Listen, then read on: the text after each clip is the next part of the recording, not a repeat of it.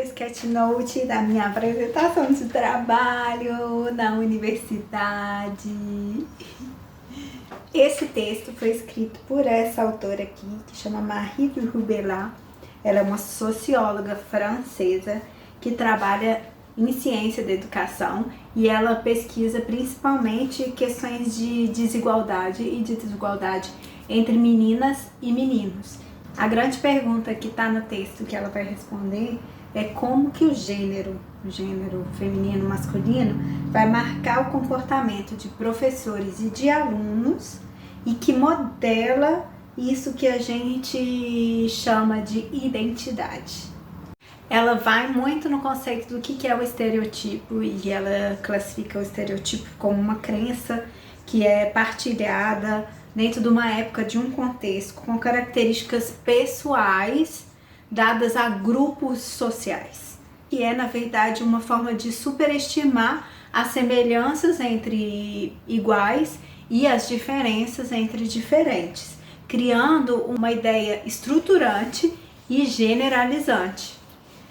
O que está por trás disso é o essencialismo de que as condutas são explicadas pela essência de uma pessoa e que vai servir para que a gente antecipar o comportamento do outro, daquele que a gente não conhece, e de acrescentar lacunas sobre algum outro. E que acontece estereótipos de vários tipos. Ela vai falar especificamente dos estereótipos de gênero que estão dentro da escola. Primeiro ela fala sobre como que o estereótipo de gênero atua nos professores. E aí eu vou falar o que eu acho que é mais interessante, de coisas que eu não sabia, que foram feitas pesquisas que mostraram que o tempo que os professores dedicam às meninas e aos meninos é diferente na sala de aula. Normalmente, os professores dão 56% do tempo aos meninos e 44% para as meninas. E a natureza dessas intervenções que os professores fazem com meninas e meninos também é diferente. Com os meninos, eles são mais perguntados, mais interrogados, eles recebem mais reações dos professores e eles também são mais reprimidos. Eles fazem parte de mais preocupações do que as meninas, para os professores, e eles dão notas mais rígidas para os meninos do que para as meninas e têm menos dúvidas sobre as capacidades dos meninos do que das meninas, os professores. As meninas, ao contrário, elas são menos estimuladas, elas têm menos tempo para responder as perguntas que os professores fazem e elas têm menos comentários sobre o cognitivo, elogios sobre a inteligência dela, e elas recebem mais questões fechadas para responder sim ou não do que questões abertas. E isso parte de uma pesquisa de observação participante que aconteceram aí, esse texto é de 2016, então foi aí antes de 2016. As relações entre pares, entre os colegas na sala de aula, que também é permeado por estereotipos de gênero. Existe uma ideia de que se dar bem na escola é uma característica feminina, ser esforçado, etc. Eles precisam de demonstrar uma virilidade em sala de aula, o que muitas vezes é lido como um comportamento contestador com relação às autoridades. Os meninos também, eles têm uma preferência por matérias como ciências e esporte. As meninas, elas têm uma grande preocupação com a aparência física e elas têm que dar muita atenção aos meninos. Isso no sentido de paquera, mas também no sentido de nunca parecerem serem melhor por eles. A autora fala que nessa fase da escola, principalmente quando chega na adolescência, é uma fase muito importante de construção identitária.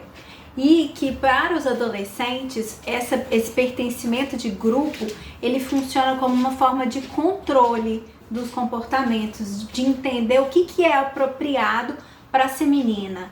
Então elas vão copiando esse comportamento e elas vão usando essa referência desses estereótipos. Eles atuam então ativamente na construção da identidade. Então, tudo isso que está ligado, por exemplo, às matérias que são mais vistas como matérias femininas, como a literatura, a arte, atuam também na constituição psicológica e identitária do sujeito.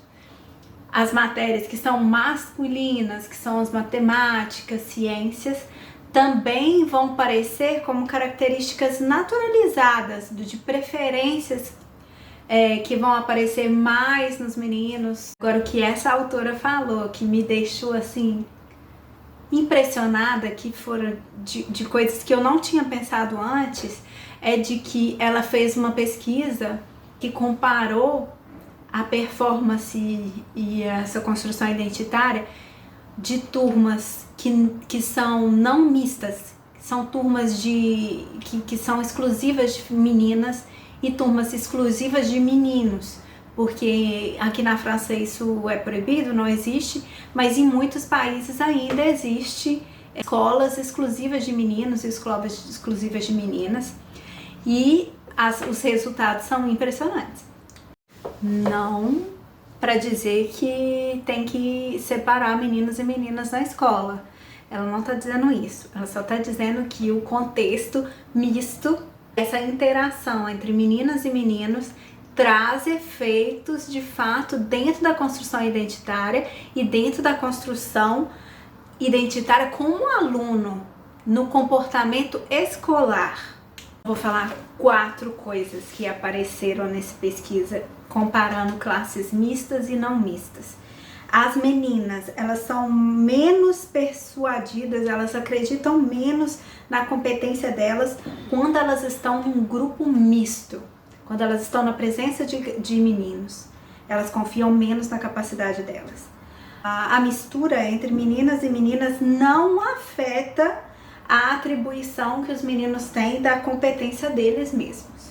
As meninas das escolas não mistas são mais positivas sobre elas mesmas e têm aspirações mais elevadas com relação aos estudos.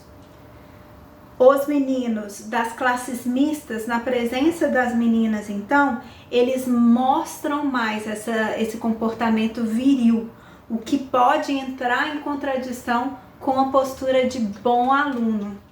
Ela vai explicar isso de uma certa forma, que quando ela está numa turma que não é mista, como uma turma exclusiva de meninas, a ameaça ao estereótipo, a ameaça que vai estar representada dentro de uma menina que não tem todas as características que compõem aquele estereótipo, por exemplo, uma menina que gosta muito de matemática, uma menina que não é muito preocupada com a aparência física. E essas ameaças aos estereótipos, elas são neutralizadas num contexto não misto. Então, as meninas, elas têm mais possibilidades de não cumprir com o estereótipo quando elas não estão na presença de meninos, porque essa comparação, ela não vai existir. E a mesma coisa acontece nos meninos, que têm características que não fazem parte desse estereótipo. Meninos que são mais artistas, mais sensíveis, que gostam de escrever, que gostam de poesia, meninos mais tímidos, que têm um comportamento todo tradicional de bons alunos. E ela vai também destacar que os alunos de maior sucesso, muitas vezes são os alunos que saem desse estereótipo, que são exatamente esses alunos que misturam essas características, que ameaçam esses estereótipos. Então, em conclusão, ela vai dizer que esse comportamento masculino e feminino, eles não são de propriedades invariáveis, que estão coladas exatamente ao indivíduo, mas são características e comportamentos de fenômenos situacionais e relacionais, de como que são estabelecidas essas relações.